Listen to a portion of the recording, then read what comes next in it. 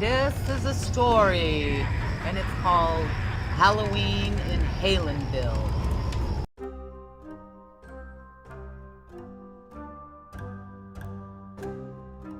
All right.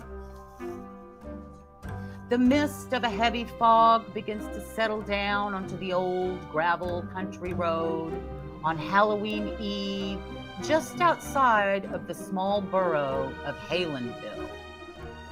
A man whom the townspeople call Fruitcake Tony lives on this road in an old two-story Victorian house. They say it's haunted. The musky smell of dead fall leaves blankets his front yard, while two large candlelit pumpkins carved with devil hands glow and flank each side of his front porch. From out his front door exits Fruitcake Tony, donning dark glasses, a ball cap, and headset.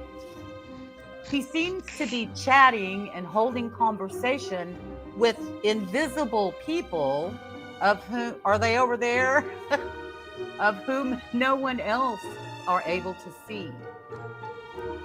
A school bus full of children stops at the end of his driveway. The doors open, and as the children descend the stairs of the yellow tube, he quickly unboxes and throws fists full of unusually marked guitar picks out into the yard, yelling to the children, "Show me your pick! Show me your pick!" This is no trivial pursuit, for he wishes to coax the children inside. A Rammstein song blares loudly through its rattling windows and billows forth into the evening air, playing over and over, Du hast me. Scared and shaken, the children run and scatter quickly as they pass his darkly lit house.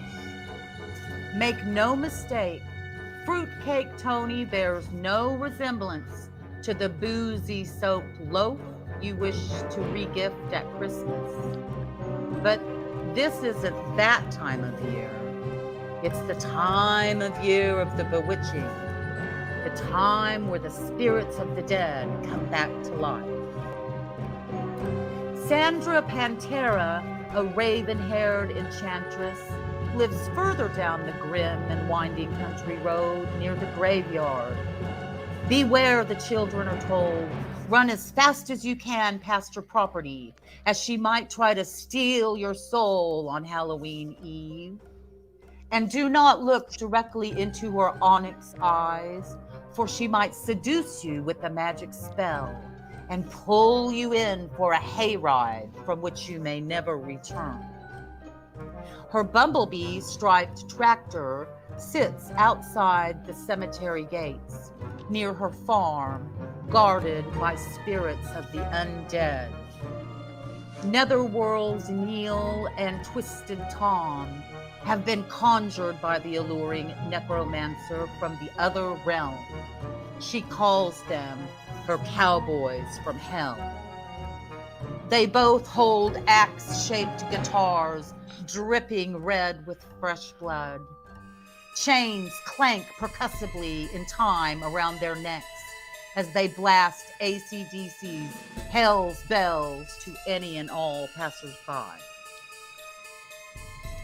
Past the cemetery, across the road, lives another man they call Brendan the Butcher, who, for reasons unknown, likes to jump naked into the cold lake water, where his butt cheeks are bathed in the limelight of the bright full moon.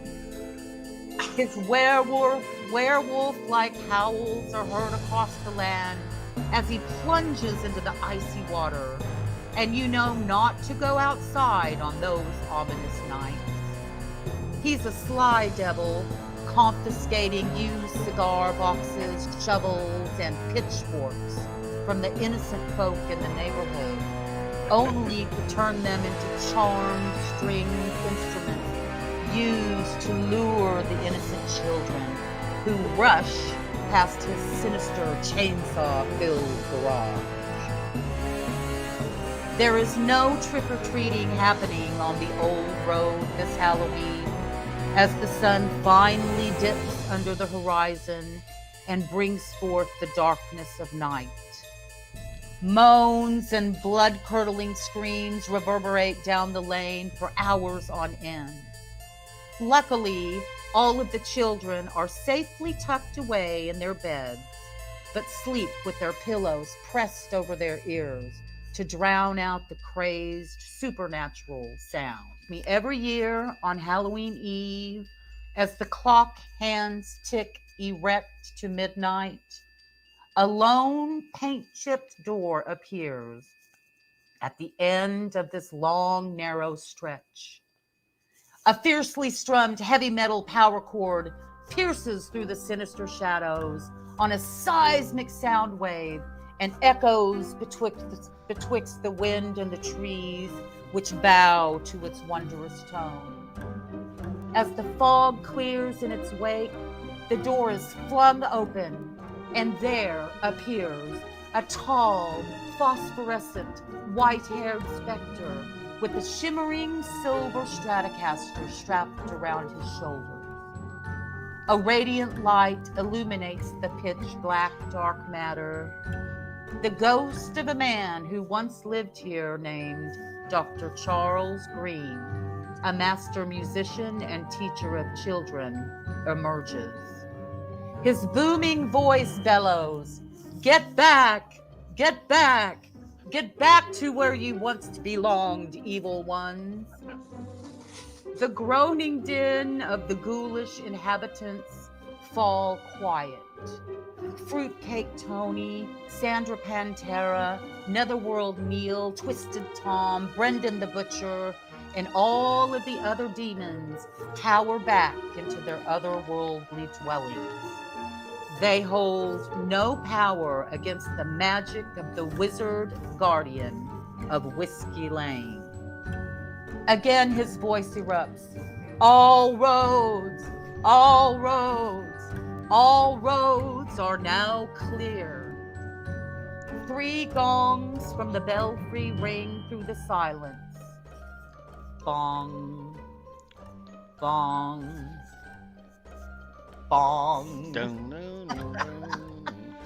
The frogs and the crickets begin to sing again, and the stars shimmer in the tranquil sky. Then, as dawn finally approaches, the lone door and the alabaster apparition vanish into a smoky vapor. The children awaken from their sleep, look out their windows, and realize that it is safe once more to roam the streets of their beloved neighborhood, and that they have lived through yet another year of Halloween in Halenville.